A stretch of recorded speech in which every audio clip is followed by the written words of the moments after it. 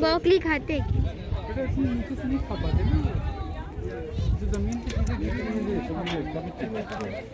तो घास कैसे खा लेते हैं? नहीं खाते बेटा। जैसे कि वो पेड़ खाएगा वो। हाँ, इसकी पत्तियाँ खा सकते हो।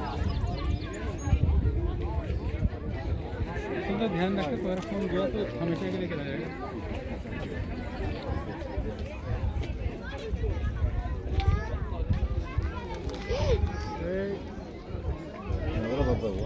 वो खा लेगा। वो खा सकते हो।